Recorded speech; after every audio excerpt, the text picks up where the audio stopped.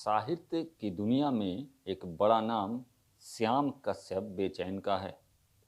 श्याम कश्यप बेचैन अंबिकापुर के रहने वाले हैं और अब इनकी उम्र काफ़ी अधिक हो चुकी है।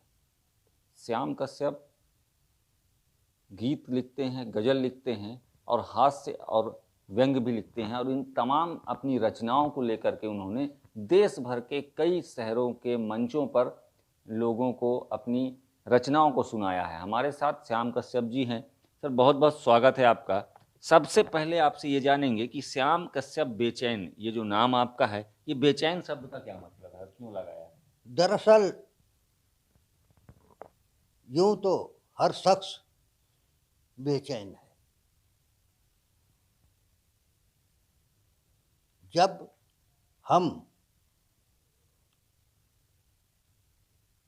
यहाँ आए जमीन पर और अपने प्रियतम से साथ छूट गया तो बेचैनी उसी समय हो गई और उससे मिलने के बाद ही समझिए चैन हमको आएगा। और हर शख्स के साथ यही है, पर हमने इस बात को मान लिया, लोग मान करके भी उसको यूं ही चल रहे हैं। बहुत बढ़िया कि आपका मानना है कि जो ईश्वर से जुदा होकर इस धरती पर है वो बेचैन है और ये बेचैनी तभी खत्म होगी जब यहाँ से मुक्ति मिलेगी। आप लंबे समय से सन 64 के आसपास से आपका सफ़र शुरू होता है। इतने लंबे समय से आप कवि सम्मेलन और मुशायरों में शिरकत कर रहे हैं। कहाँ कहाँ शिरकत की आपने और क्या यह सफ़र कैसा रहा? हाँ, पहले तो ये बता दूं कि मैं जो है भारतीय स्तर की जो पत्र पत्रिकाएं हैं, राष्ट्रीय पत्र पत्रिकाएं, लगभग सब में मेरी रचनाएं छपी। मैं सोनेट भी लिखता हूँ और इसके बाद गज़ल ज़्यादा कहता हूँ, गीत भी कहता हूँ और हास्य व्यंग का चुटका भी कभी कभी छोड़ देता हूँ। तो इस तरह से समझिए तो शुरू से ही साहित्य की ओर, सार्थक साहित्य की ओर मेरा ध्यान गया। मंच कभी बहुत अच्छा था जब डॉक्टर हरिवंश राय बच्चन मधुशाला सुनाते थे, रात रात भर लोग झूमते हुए सुनते थे। मधुशाला पूरी किन्हीं किन्हीं को तो याद उस जमाने में थी और बहुत 2 पद 3 पद 10 पद ऐसे याद लोगों को थे। इसी तरह नीरज भी अपने ज़माने में छाए रहे, उनकी भी रात रात भर लोग सुनते थे। एक बहुत अच्छे कवि हुए गोपाल सिंह नेपाली, उन्होंने भी बड़ी अच्छी अच्छी राष्ट्रभक्ति की कविता की और भी बहुत अच्छी अच्छी मेरे कविता उन्होंने की। और एक ज़माना था कवि सम्मेलन के लिए लोग पागल जैसा हो जाते थे सुनने के लिए, और सुबह हो जाती थी तो उस पागल में एक मैं भी पागल था सुनने में बहुत। तो उसी वक्त 64 के करीब लिखना शुरू किया। यहाँ कुछ अच्छे अच्छे लोग आ गए, एक डॉक्टर, एक प्रोफेसर आए थे, साहब अशरफ अच्छे शायर थे और कुछ हिंदी के अच्छे कवि लोग आए। तो परिचय हुआ, संगत से फिर कविता लेखन शुरू किया। और कविता लेखन शुरू किया तो देखा कवि सम्मेलन में जाना होता था।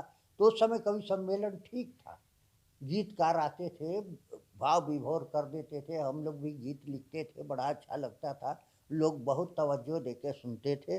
बाद में ये हो गया कि कुछ हास्य वालों को बुलाने लगे, तो काका हाथ रसी तक तो ठीक था, चोंच बनारसी वगैरह हुए और ये लोग तो ठीक थे। पर इसके बाद काका हाथरसी के बाद भी एक दो कवि अच्छे हास्य के आए। और बाद में ये हो गया कि कवि सम्मेलन में पहले ऐसा हम लोग रखते थे कि हास्य जो है, जैसे व्यंजन में नमक, उसी सब कवियों में नमक की तरह हास्य के कवियों को कम बुलाया करते थे। बाद में ये हो गया कि हास्य वाले ही पूरा कवि सम्मेलन को में दखलंदाजी हो गई है। नौकर को घर से देखिए, एक शेर कहा था मैं इसी में, मालिक को घर से देखिए नौकर हटा दिया, अब हिंदी के कवि को मंच से जोकर हटा दिया।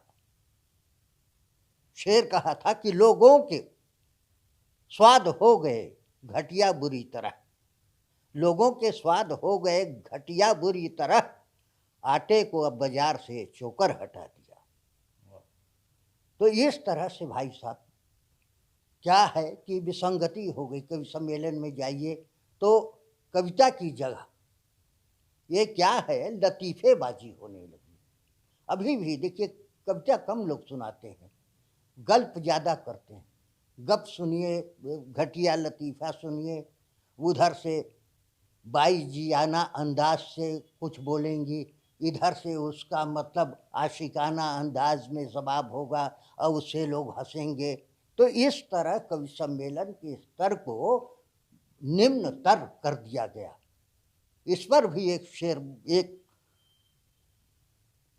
4-6 पंक्तियां मैंने कहा था, नहीं व्याकरण छंद रस अलंकार का ज्ञान, फिर भी पाना चाहते कवि जैसा सम्मान, कवि जैसा सम्मान पा गए कर तुकबंदी,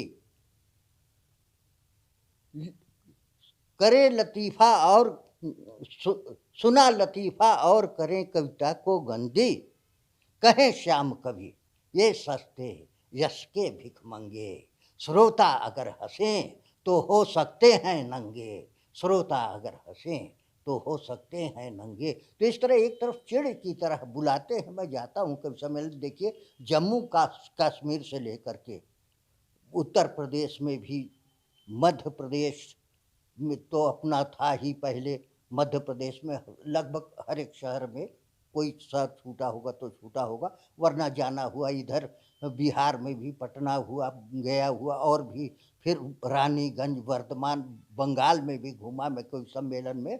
पर देखा कि सार्थक कवि सम्मेलन कम हो रहे हैं।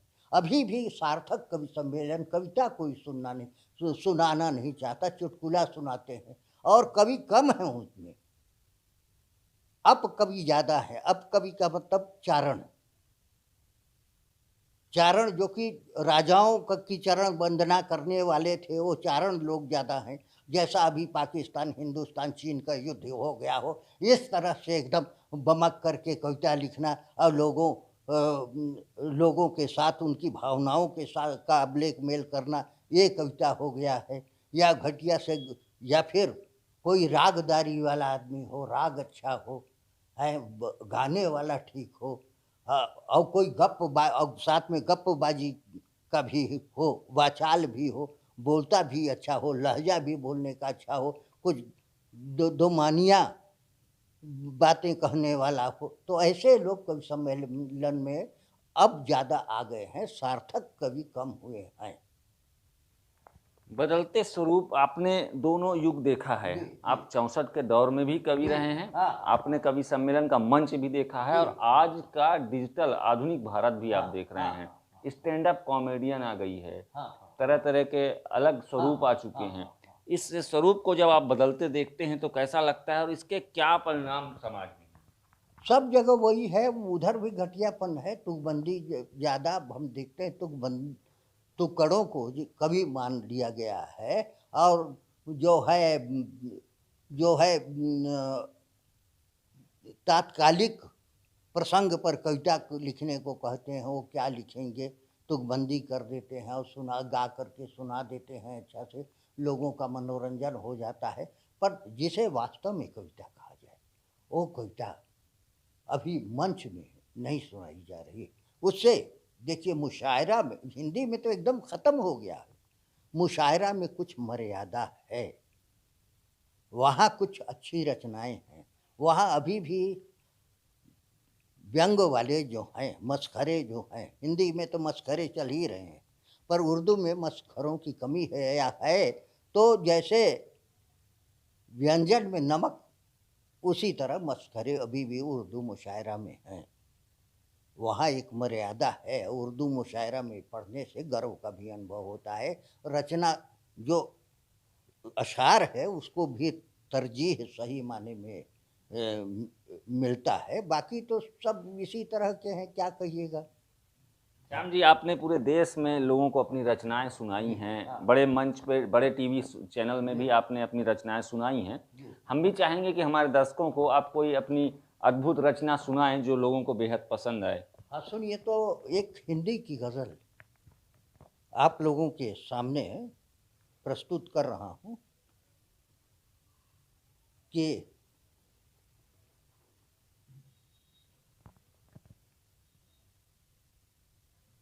पुष्प का यदि चयन नहीं करते, पुष्प का यदि चयन नहीं करते तो कंटकों पर शयन नहीं करते।